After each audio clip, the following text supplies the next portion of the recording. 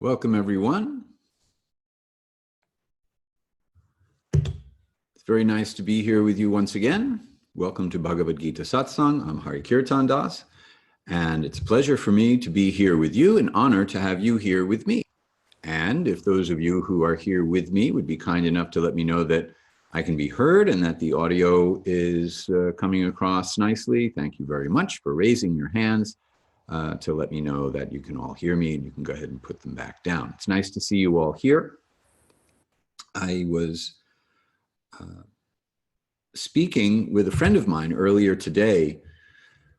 Her focus is on bringing the principles of yoga into the field of leadership in the corporate sphere.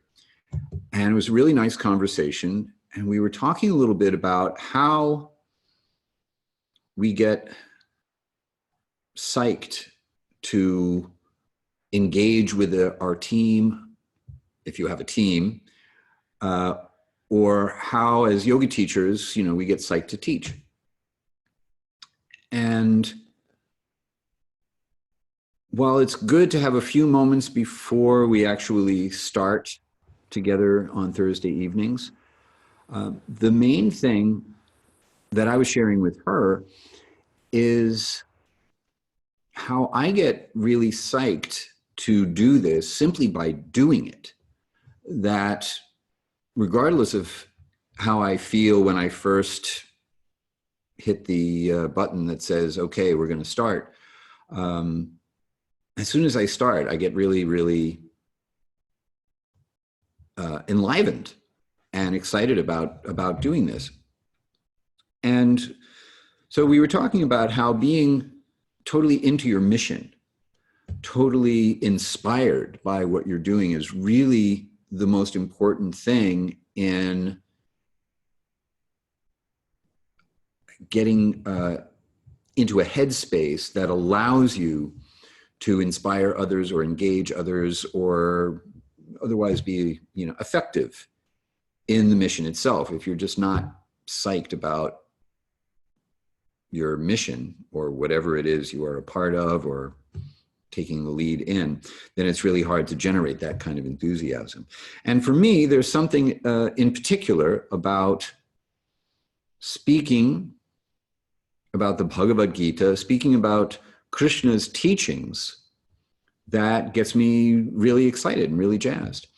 And this evening, we're going to do kind of a meta thing because we're going to talking about Krishna, because that's what Krishna is talking about in this portion of the Bhagavad-gita. So, our usual housekeeping, now that I've regaled you with my earlier conversation, you can adjust your audio settings and your viewing options up in the upper right-hand corner. You need not worry about your mic or video camera. You can see and hear me, but I cannot see or hear you. But you can make yourself heard by typing into the Q&A box. So if you have a question or comment at any point during our time together, please go ahead and type in your question or comment. And if you are watching this after the fact, I will give you information as to how you can contact me for questions and comments later. So our last class, in chapter 10, we began the yoga of divine presence, otherwise known as the opulence of the absolute. I see you, whether your computer was cooperating or not. I knew you were here. Thank you for letting me know, or being sure that I know. So we spoke about Krishna's motivation. Why is Krishna psyched to give this teaching to Arjuna and by extension to us? We also heard a little bit about how to see and understand Krishna. This evening, we will speak about why one wants to hear about Krishna and speak about Krishna. So we'll cover the 4 key verses of the Bhagavad-gita. Those are verses 8 through 11 in the 10th chapter. And in the process, we will speak about knowledge of the ultimate goal, knowledge of practices, and knowledge of relationships. Usually, they are these three categories of knowledge in the Vedic system are listed in the opposite order, but we are going to take them out of order. So I just thought, well, might as well start in reverse order. We will, as is our usual habit, chant our invocation mantra to start things off before we begin with the teachings proper. For those of you new to transliterated Sanskrit, the dot over the M in Om, indicating the absolute reality, the dot indicates that we move the back of our tongue up towards the back of the roof of our mouth while at the same time closing our lips in front. Namo, like namaste, offering respects to Bhagavate, unto Bhagavan, or that person who has all qualities in infinite quantity and absolute perfection. Vasudevaya, unto Vasudev, the one who is all-pervading and also, in this case, acting as a patronymic, the son of Vasudev is called Vasudev, and that person is Krishna. So I chant, you chant back. Om Namo Bhagavate Vasudevaya.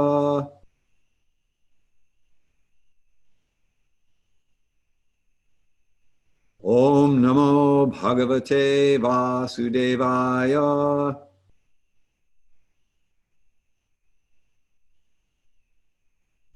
Om Namo Bhagavate Vasudevaya.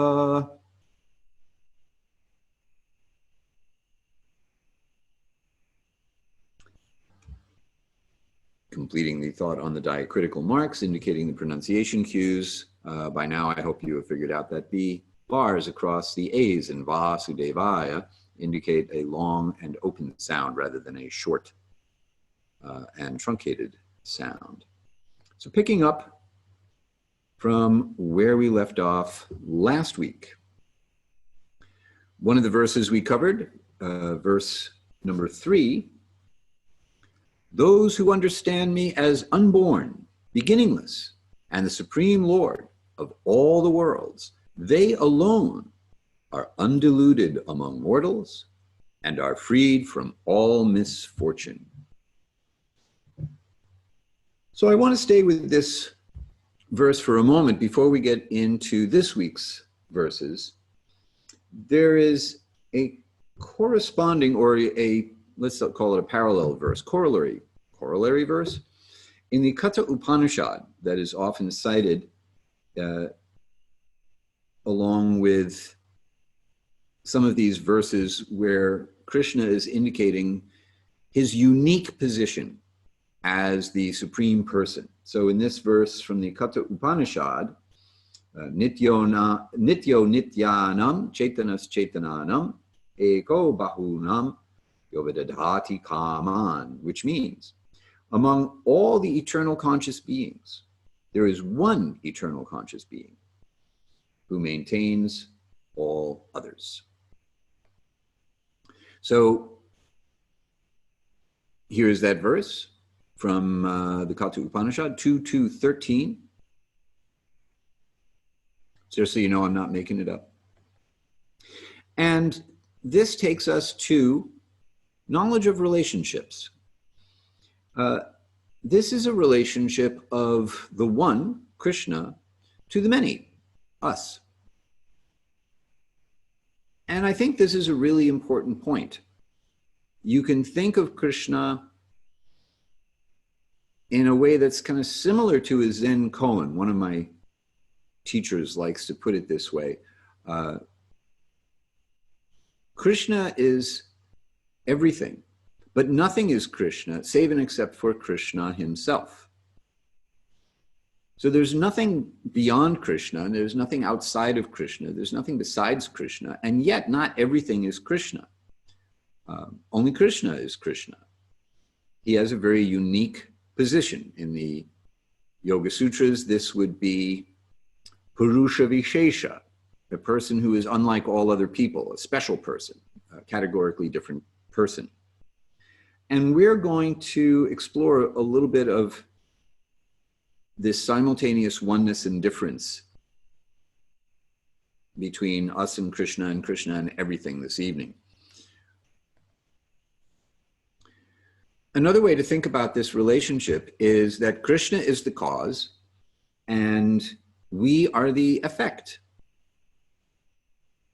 That is to say, we are contingent beings. We could be or we could not be, but there's no question of Krishna being or not being. He's not contingent. So even though we are eternal, have never come into being, will never go out of being, we are a part of the absolute reality of which Krishna is the complete absolute reality.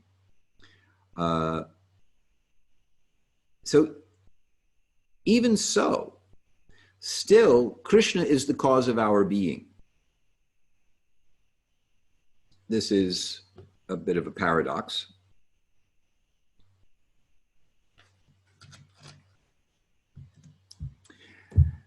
And as clearly stated in this verse, according to Krishna, Krishna is the supreme Lord of all the worlds, and we are not.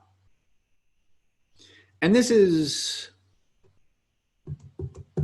kind of hard for us to take because in our darkest regions of our hearts, we want to be like the supreme Lord of all the worlds. And that, of course, is our problem, our original sin, so to speak, from the standpoint of the Bhagavad-gita, is that this is the position we would like. And we go to great lengths to humbly pursue this position. I'm going to get into this idea a little more later, but in our interpretation of yogic wisdom, and in particular texts like the Bhagavad-gita, which have a rather clear theological aspect to them, we find ways to remove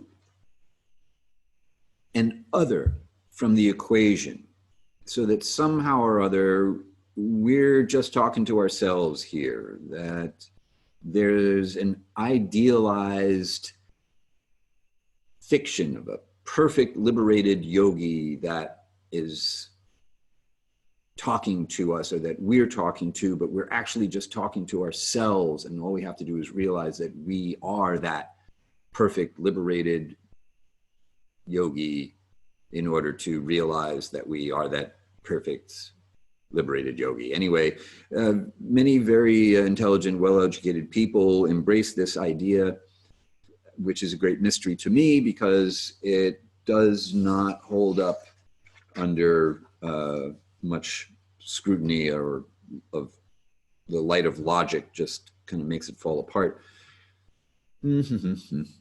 Anyway, we'll talk more about that as we move along. So once again, just revisiting this verse quickly. Those who understand me as unborn, beginningless, and the supreme Lord of all the worlds, they alone are undiluted among mortals and are freed from all misfortune. Now, the key words, the key phrases in this verse are in the beginning and the end. You can make a complete sentence out of, those who understand me are freed from all misfortune. This is great, because I don't know about you, but I would like to be freed from all misfortune. How many of you would like to be freed from all misfortune? Please raise your hands. I'm counting hands, by the way. Okay, there we go. All right, good. I'm glad you're all like paying attention here. Oh, interesting. All right. Well, thank you very much for raising your hands. You can put your hands down now. Yeah, of course. We all want to be freed from all misfortune.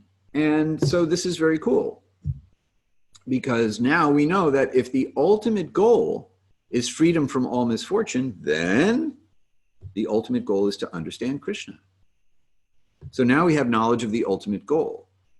It's our nature to not want misfortune. This is not selfishness. This is not some artificial desire. Material desire brings us misfortune. Spiritual desire, on the other hand, brings us good fortune. And not good material fortune, but rather good spiritual fortune. Good fortune means spiritual fortune. So, the ultimate goal is to understand Krishna if we want to be freed from all misfortune, which I think we've established that we all do. All of the other goals that we may have can be achieved if the one overarching goal of understanding Krishna is achieved. So if you want to understand the true nature of yourself, well, if you understand Krishna, well, we are a part of Krishna. So if we understand Krishna, then we also understand ourselves.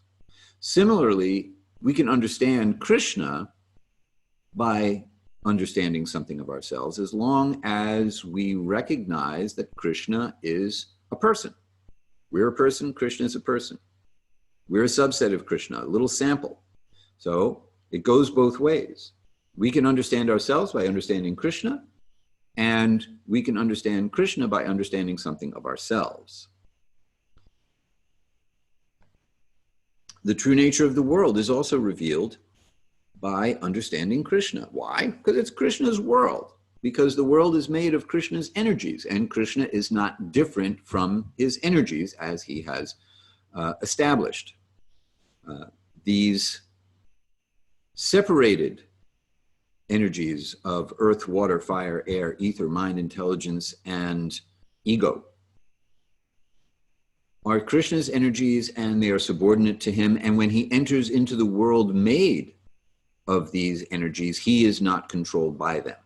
And that is the difference between us and Krishna. Krishna is the supreme Lord of all the worlds, made of his own energy, and we are subordinate beings. We are either under the control of Krishna's material energy and bewildered by it as we try to exploit it for the sake of becoming the supreme Lord of all of our worlds, or we come under Krishna's control directly, which is to say, we enter into a direct relationship with the energetic source of the energy that had previously bewildered us. And as we'll see in just a couple of verses, when we do that, that is how we gain freedom from the entanglement or imprisonment of that material energy. And finally, we understand the true nature of all subsequent relationships if we understand the true nature of Krishna.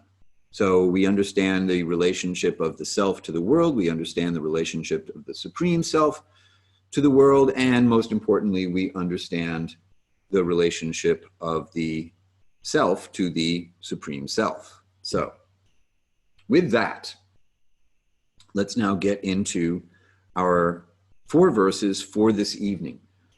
And we're going to chant all 4 verses because these 4 verses are known as the Chatur Shloki, or the 4 key verses of the Bhagavad-gita around which the rest of the teachings of the Bhagavad-gita revolve.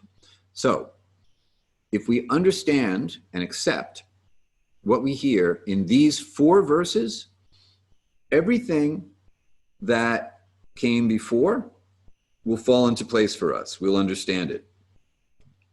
And we will see by Arjuna's response to these 4 verses how that is so. And everything that Krishna will continue to teach beyond these 4 verses will also make far more sense to us than if we don't get these 4 verses. So that's why these 4 verses are so important and why we will pay special attention to them. So with that in mind, here is the first of our 4 verses for this evening. So once again, a quick tour of transliterated Sanskrit.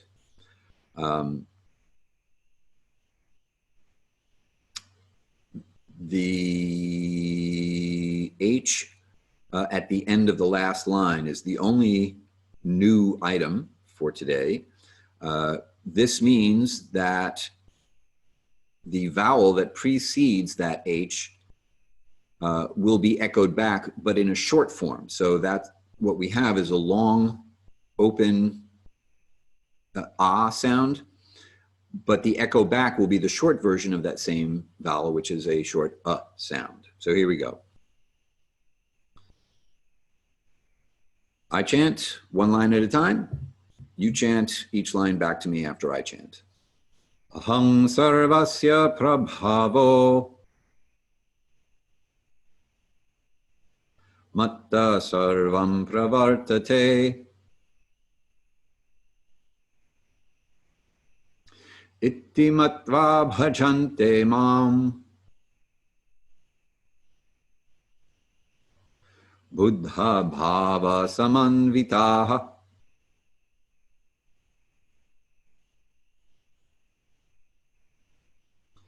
Translation: I am the source of all. Everything emanates from me. Those who are wise, possessing perfect knowledge, serve me with devotion and worship me with all their heart.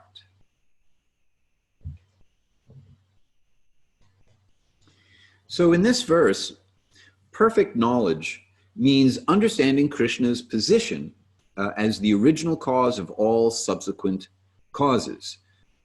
And there are numerous verses and passages in the Vedic canon that corroborate this idea. We find in the Brahma Samhita, the first verse of the 5th chapter, which is the only surviving chapter, Ishvara Parama Krishna Satchit Ananda Vigraha Anadir Adir Govinda Sarva Karana Karanam, which means Krishna, who is known as Govinda, is the supreme Godhead.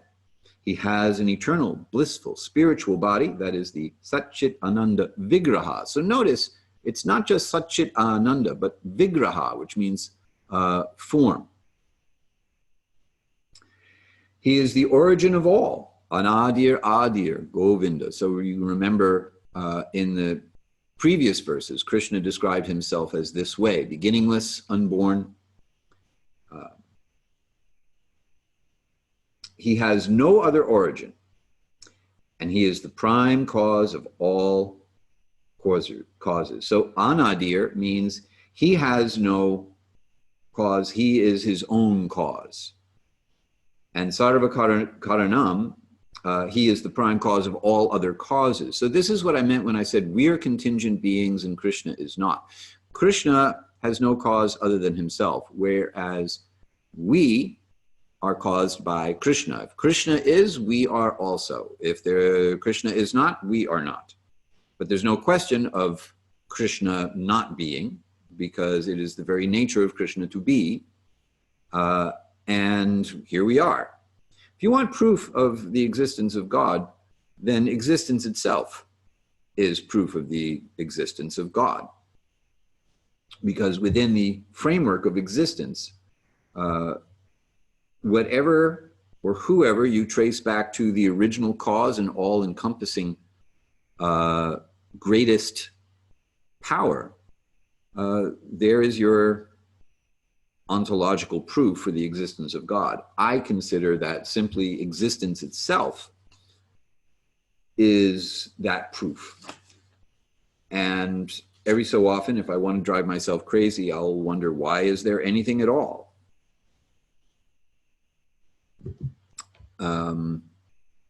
Anyway, that's a good way to drive yourself nuts if you decide you'd like to really make yourself crazy. It works for me. So there are other Vedic texts that also confirm Krishna's position if we want to move forward simply accepting that existence exists, and it's just kind of self-evident that there is such a thing as existence, because here we are. In the Atharva Veda, there's a section called the Gopala Tapani Upanishad, And this also says that it was Krishna who in the beginning instructed Brahma in Vedic knowledge and who disseminated Vedic knowledge in the past. This corroborates Krishna's statement from the 4th chapter, where he says, in the beginning, I instructed this science to the sun god, et cetera, for the sake of establishing this idea of parampara, disciplic succession through which transcendental knowledge is transmitted. So we find corroboration in other Vedic literatures to Krishna's statement that he is the original source of everything. Everything that we see and everything that we don't see is ultimately coming from Krishna. And understanding this is what is described here as perfect knowledge. So what's the logical response to realizing, recognizing, accepting that one person, unique among all persons, is the source of everything and the supreme Lord of all the worlds?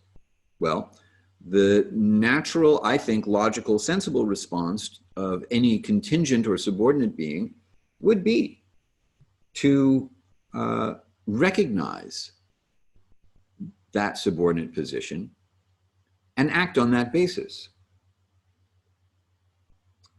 But there's more to it here.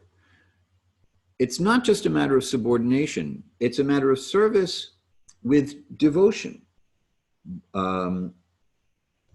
Some of the key words in this verse are bhajante, which means becoming devoted, offering love, basically. And buddha. So buddha means intelligence or learned, knowledge.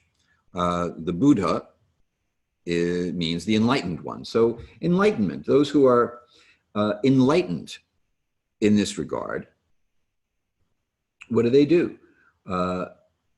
They offer service with great attention, or they give great attention with their mind or with their heart. So with action, with one's body, with one's mind through contemplation, with one's heart through feeling that's what's emphasized here in bhava samanvitaha, with great attention that is associated with deep feeling.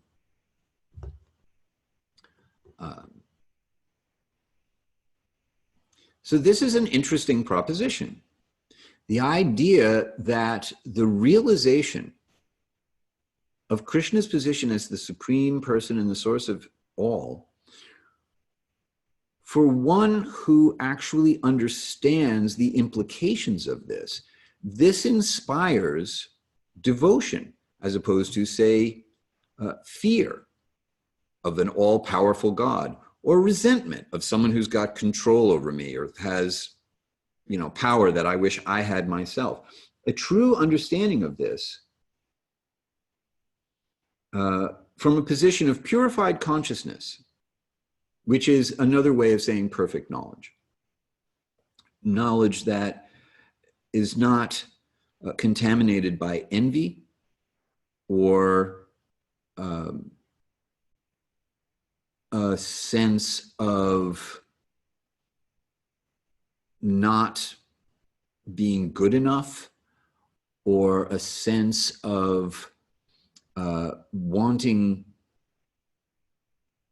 to have something that God has, or anything like that. One who possesses perfect knowledge is one whose consciousness is purified to the extent that they can actually see the implication here of the relationship between us and the Supreme Person, which spontaneously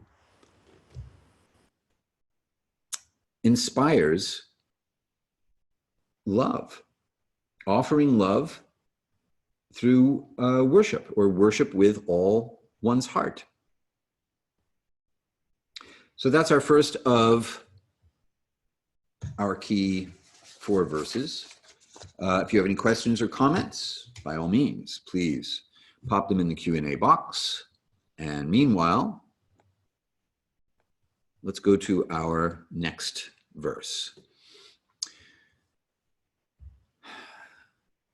A dot under the H at the end of a word that appears in the middle of a line does not get echoed back.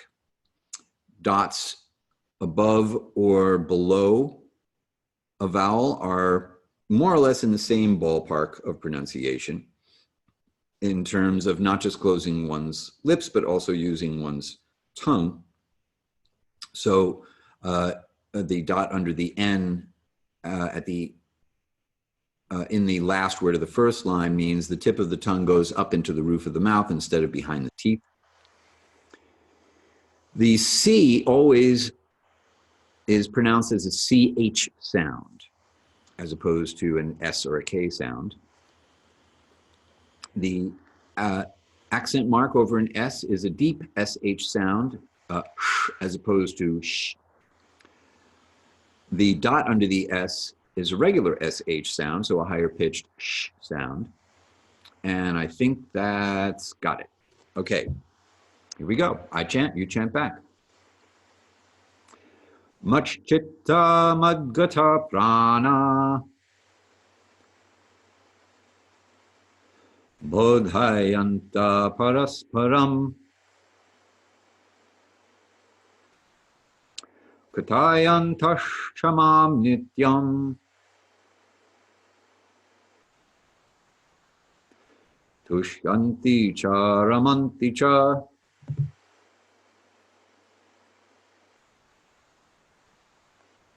Translation: with their thoughts dwelling in me and every breath of life offered to me, those who are devoted to me experience complete satisfaction and transcendental bliss by continually enlightening one another and speaking about me.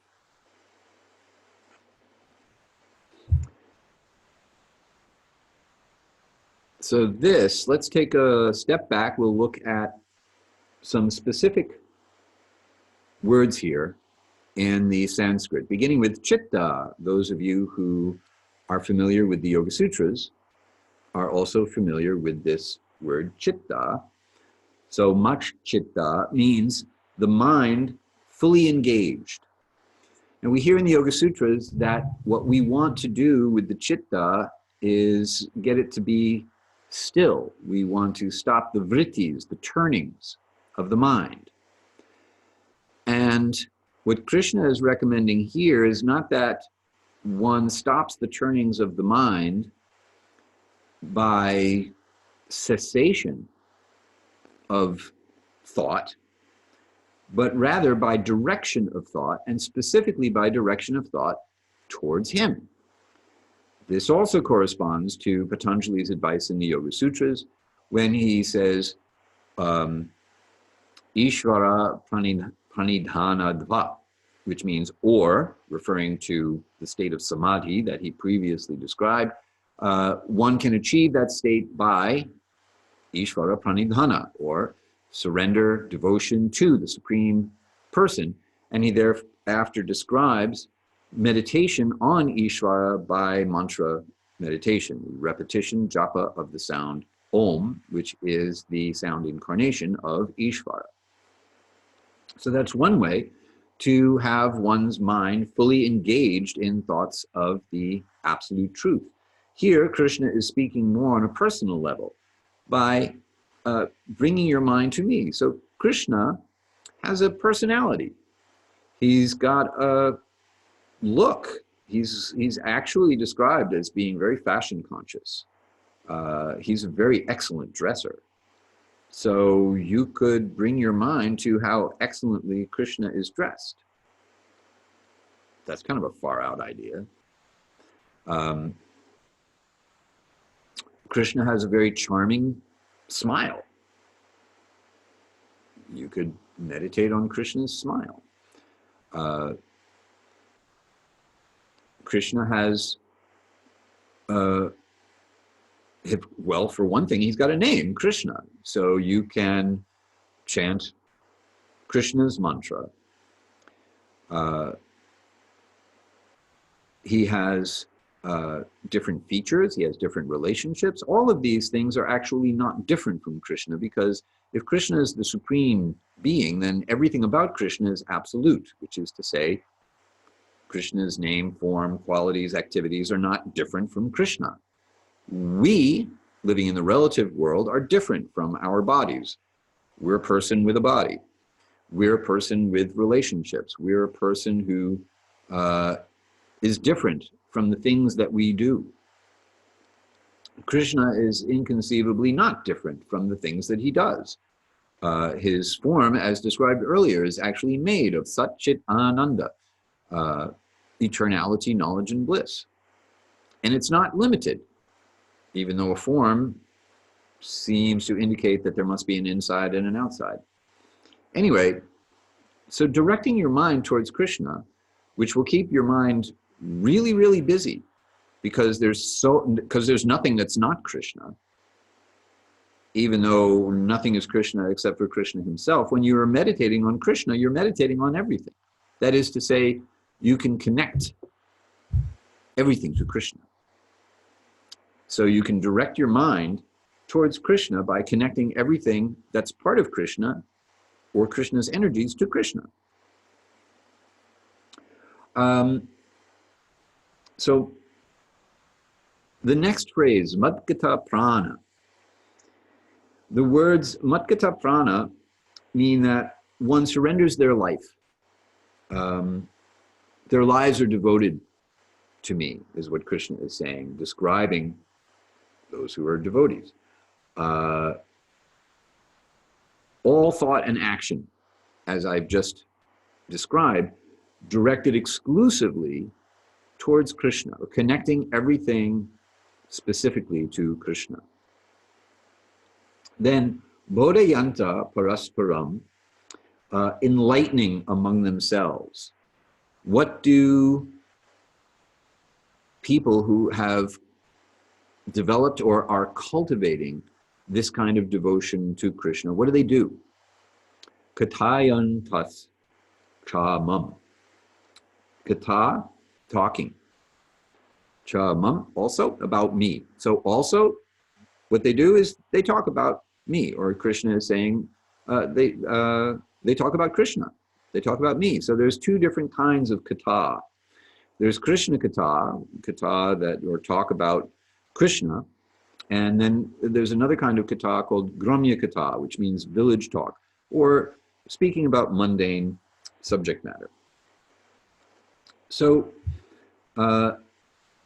this activity is of talking about Krishna happens perpetually when one is absorbed, when one's mind is absorbed in Krishna. So nityam, nitya means eternal, as in the previous verse from the Katha Upanishad, nityo nityanam. Nitya means eternal. And tushyanti cha ramanti cha. So tushyanti means become pleased, become satisfied. And ramanti, like Rama, means blissful. So one experiences both contentment and ecstasy on a spiritual platform by engaging in this activity of constantly thinking about, acting for, and speaking with like-minded people about Krishna. And that's actually what we're doing right now. The act of getting together and speaking about Krishna is kind of like a team sport, where we help one another to become successful. So this is called a satsang, a group of people who are interested in speaking about the truth, or in this case, speaking about the teachings of Bhagavad-gita as presented by Krishna. Okay, so what about the problems of the world? I mean, do we just not talk about the problems of the world? Well, if we're talking about the problems of the world, then it's because we would like to contribute to a solution to the problems of the world. This is actually one of the other things I was speaking with my friend about earlier today. We were talking about capitalism and conscious capitalism, and how does one change the way one does business, economic development in the world in such ways to not destroy the world in the process. So, for one thing, talking about the absolute truth purifies one's heart. And the first order of business, if one wants to clean up the environment outside here on planet Earth, you first have to clean up the environment on the inside. If one's heart is not purified, then one's thoughts will not be pure. And if one's thoughts are not pure, one's actions will not be pure. And if one's actions are not pure, then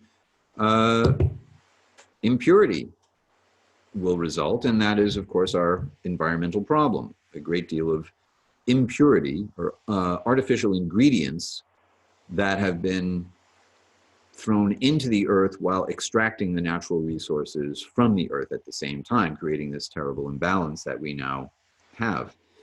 So,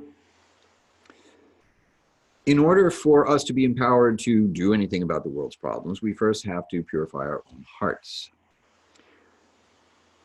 We also have to keep things in perspective, remembering that the material world is a temporary place. We are only here temporarily. We have to do the right thing because it's the right thing to do, but we can't allow ourselves to become completely preoccupied with just going from one mundane topic to another mundane topic to another mundane topic without injecting transcendental knowledge into the equation. If we were to simply, as frankly as most people do, just go from one mundane topic to another all day, day after day, where is the opportunity for the elevation of consciousness and the purification of the heart that will make substantive transformations in ourselves and empower us to make a substantive transformation in the world?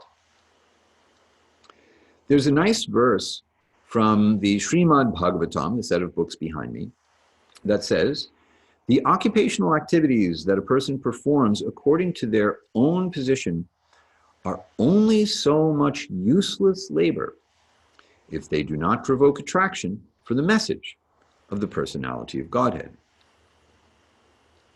So again, whatever it is we do in the world, we have some occupation in the world, and it's not that we should relinquish this occupation and just stay home and hear and chant about Krishna all day without actually going out into the world and doing something. I mean, after all, Arjuna isn't being advised to leave the battlefield and just go hear and chant about Krishna and let the, everybody on the battlefield just work it out.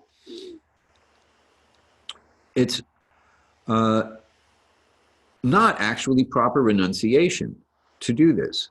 Proper renunciation means letting go of the attachment to the results of our actions and to the outcomes of the material world in general, and understanding that the ultimate goal of freedom from misfortune for oneself and everyone else is ultimately achieved by understanding Krishna.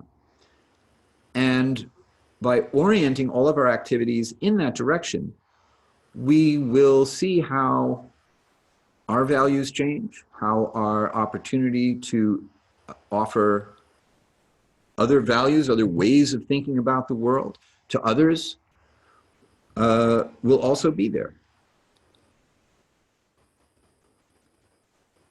So this is not just a matter of the negation of activity, nor is it a matter of the negation of thought. This is a matter of stilling the mind by focusing the mind on Krishna and experiencing the perfection of samadhi, of absorption in the object of meditation by engaging with the world in such a way as to connect what we do, what we say, what we think, etc., to Krishna and to the project of understanding Krishna. So that takes care of our second verse. Any questions or comments? Please pop them into the Q&A box and let us move on to our third verse for the evening. And I don't see anything new to explain in the diacritical marks. So I chant, you chant back. Tesham satata yuktanam bhajatam priti purvakam dadami buddhi yogam tam yena mam upayanti te.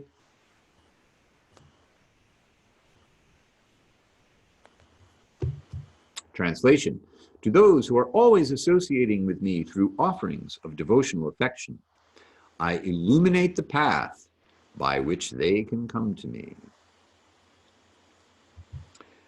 So let's take a closer look at illuminate the path. Illuminate the path is a poetic way of saying that Krishna provides real intelligence or spiritual intelligence by which one's consciousness can find union with Krishna. So, satata yuktanam, let's go back and take a look at this previous screen. Satata yuktanam means that one constantly aspires, one who constantly aspires for Krishna's association or for union with Krishna, are incessantly, sat means eternal, also another word for eternal, like nitya.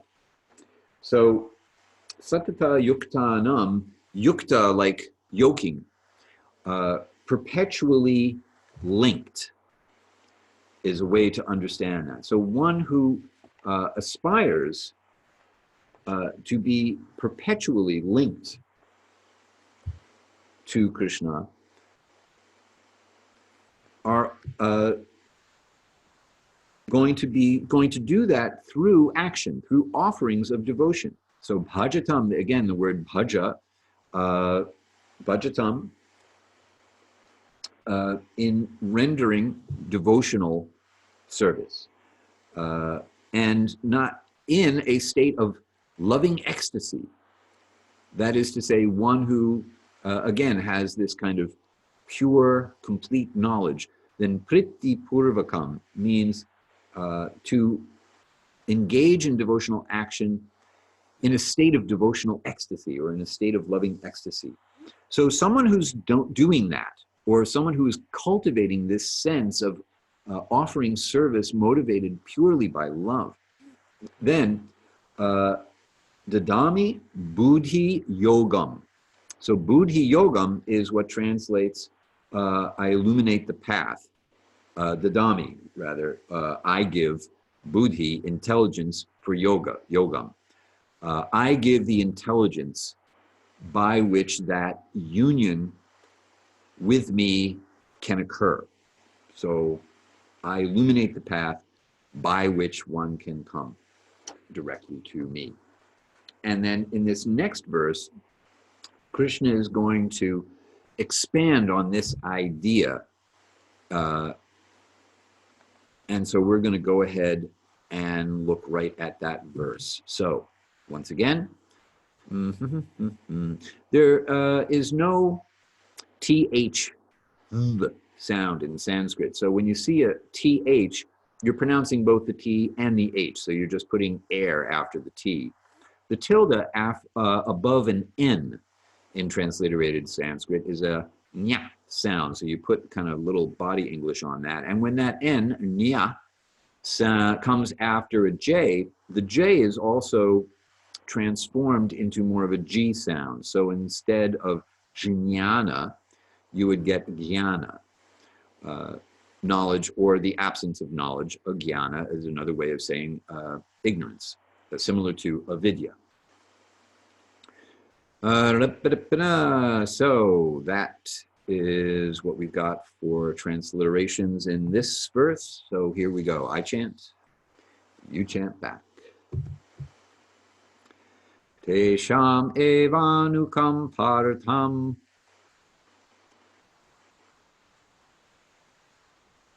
aham agyanajam tamaha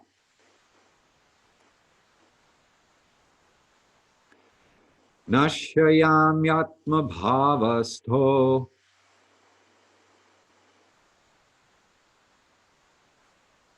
jnanadipena bhasvata.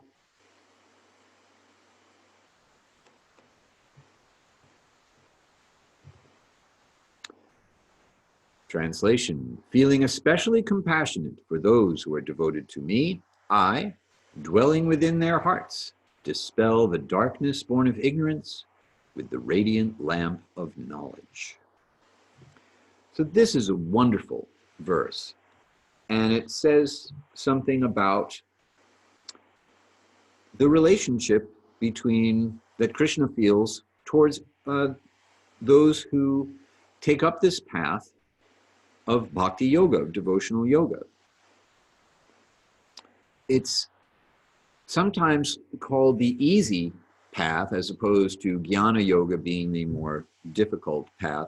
The implication being it's more sophisticated, that devotional yoga is for simple-minded people, whereas jnana yoga is for more sophisticated thinkers.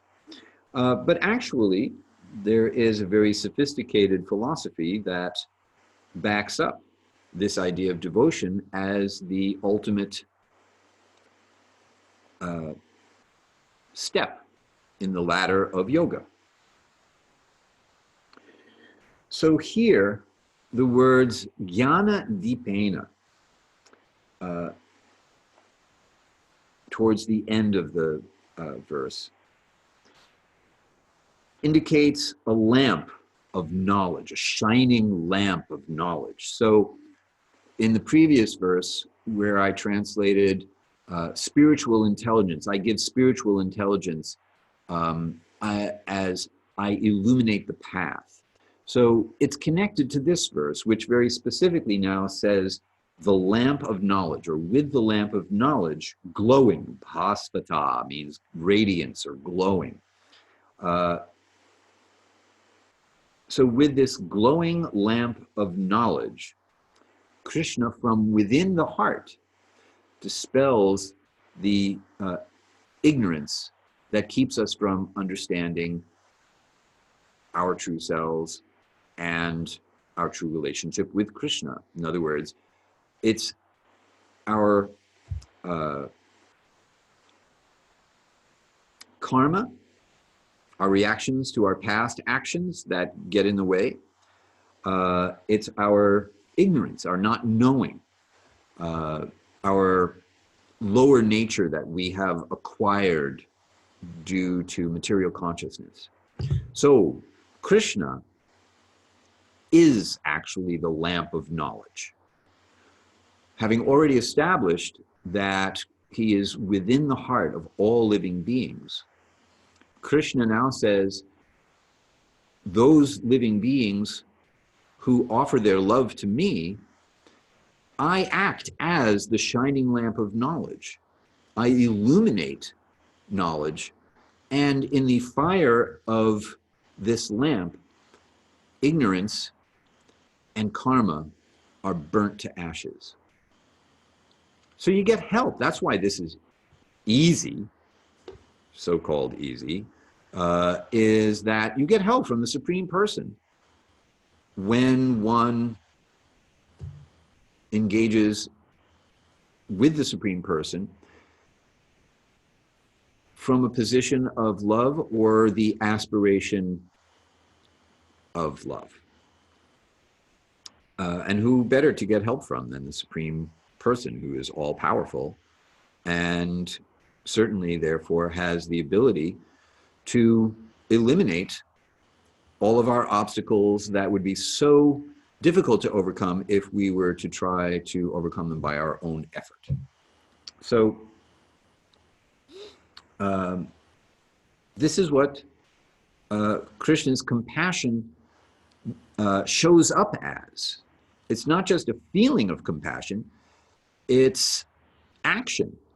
Just as devotional service or bhakti yoga is love or the cultivation of love expressed in action, so Krishna's reciprocation with us in this relationship is action, and it's an action only he can do, which is to make our ignorance and our karma disappear. And that's something that would be extremely difficult for us to do on our own.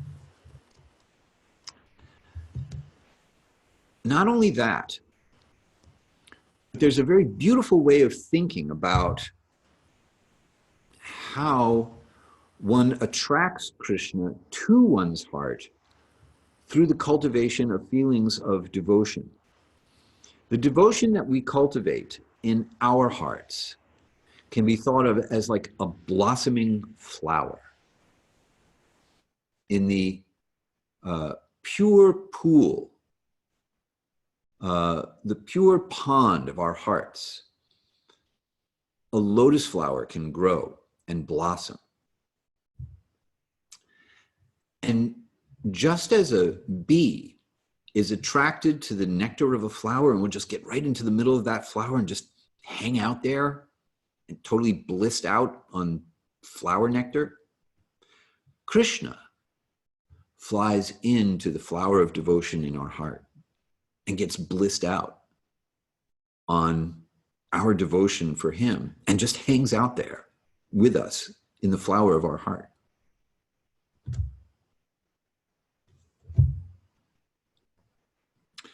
Any questions or comments? Please pop them into the Q&A box. Let's finish up our evening with these 4 key verses of the Bhagavad-gita. We discussed knowledge of the ultimate goal, understanding Krishna, and thereby achieving freedom from all disturbances, all misfortune. The misfortune of being deluded by ignorance and entangled in karma, which Krishna frees us from as a function, a natural function of our relationship with Krishna, when that relationship is based on devotion. So knowledge of relationships, and devotion being the practice. That is to say, we practice hearing and chanting about Krishna in order to understand Krishna, which then leads to more hearing and chanting about Krishna, nitya, eternally. It becomes a cycle of ever-increasing ecstasy of understanding and experience of Krishna and our relationship with Krishna. So we covered verses 8 through 11. And if you have any questions, we have just a few minutes left, so now would be a good time to pop them in the Q&A box. Okay, slide says chapter 9, but tonight was chapter 10. Yes, Sue, you are absolutely right, because I could have sworn I changed that to a 10 at the last minute, having seen that, and I didn't. So please do not be confused by my incompetence. We are, in fact, in chapter 10. thank you for letting me know, and I will make sure there's always something. I don't think I've done a single one of these without missing some detail like that. Okay, follow-up question. How do we know what is correct amount of devotion to, I assume that means connect with the bee, just go for what feels right, or to attract the bee. I'm going to assume that you mean how do we know how much devotion we need in order to attract. Okay, very good. Thank you. Devotion has no limit. So the answer is as much as you can muster. As much devotion as you can authentically come up with.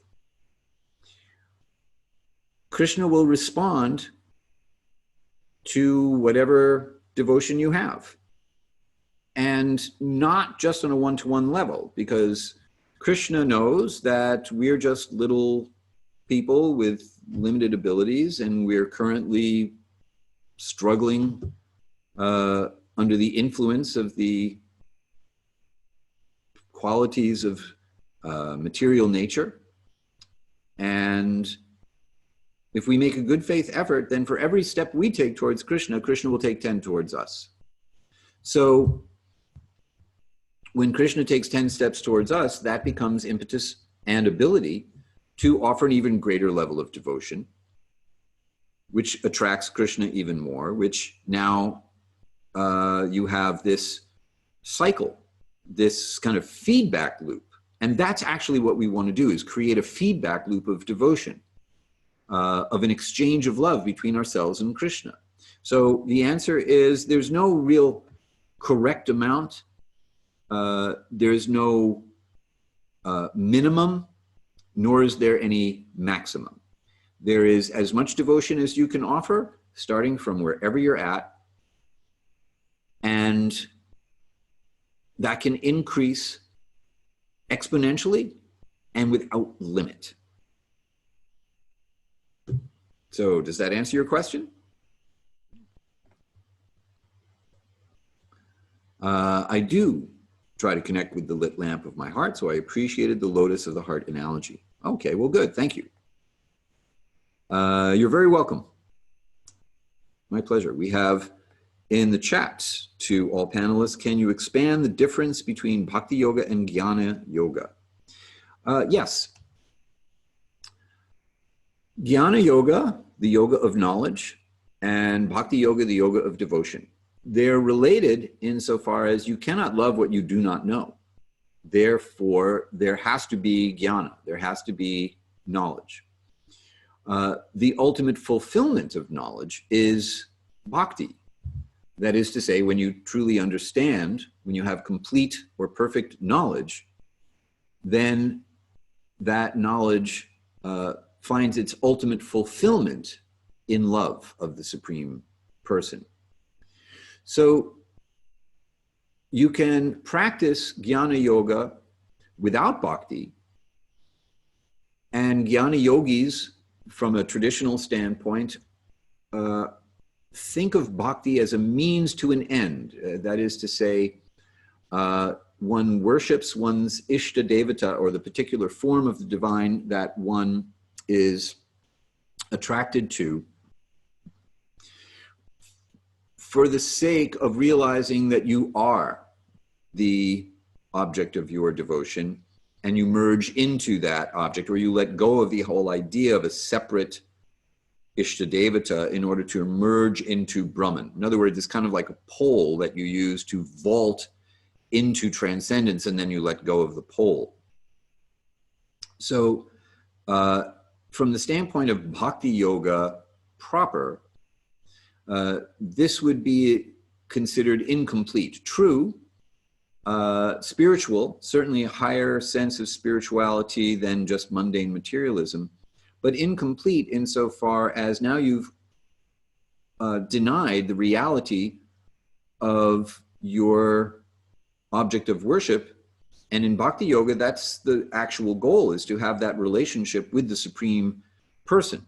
So the distinction between Jnana Yoga as a standalone and Bhakti Yoga as a standalone practice is that jnana yoga may be practiced with something that looks like bhakti, but isn't really bhakti because there's some ulterior motive. You want liberation rather than simply to be please one's beloved, and you're actually denying the reality of the other whom you are asking for the benediction of liberation from by worshiping or by meditating on. Whereas bhakti includes and subsumes jnana yoga from the standpoint of you have to have knowledge in order for love to be real, because you can't, like I said earlier, you cannot love what you do not know. So, Joel, does that make sense from the standpoint of making that distinction? Please let me know if that has answered your question. And I hope. Okay, good. You're very welcome. All right, so let's quickly just wrap up, going back to our share.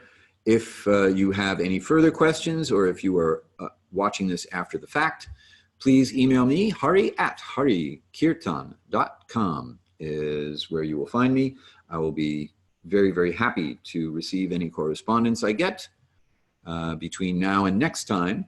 And also, while we're on the subject of between now and next time, there's a conversation on our Facebook group page. And if you would like to bring these questions to the group, then please discuss them there as well. These are really good questions. How much devotion is enough? Is there like a minimal requirement in order to attract Krishna? What's the difference between bhakti yoga, jnana yoga? These are great questions. And everyone would benefit from a discussion of these questions. So if you feel so inclined, please visit the Facebook group and pose the questions there for discussion, or any follow-up questions and comments for discussion. Next week, we will continue with the 10th chapter, I assure you, the Yoga of Divine Presence. We will now hear some faith-based questions from Arjuna. Arjuna returns to pick up his part of the dialogue for the first time since all the way back at the beginning of the 8th chapter. And we will notice a distinction between what Arjuna is asking Krishna about now and how he is posing his questions and statements and where he started out. We will talk about the value of Arjuna as a role model and how to follow in Arjuna's footsteps in terms of understanding and acting on the teachings of Bhagavad-gita. And we'll talk a little bit about how not to understand the Bhagavad-gita, at least from the point of view of the Vaishnava acharyas, the schools of bhakti yoga that I am presenting from, or that I am representing from the standpoint of any opinion that I might have. It's not just what I think. I am attempting to represent a point of view from a particular tradition. So that is all. Thank you very much for sticking with me for an extra few minutes this evening. It's always a great joy and great inspiration for me to be here and spend this time with you. I hope you've all had a good time and that I've been sufficiently entertaining and informative. And I look forward to seeing you all again next time. So till then, have a wonderful rest of your evening and a wonderful rest of your week. I look forward to seeing you all again soon. Good night.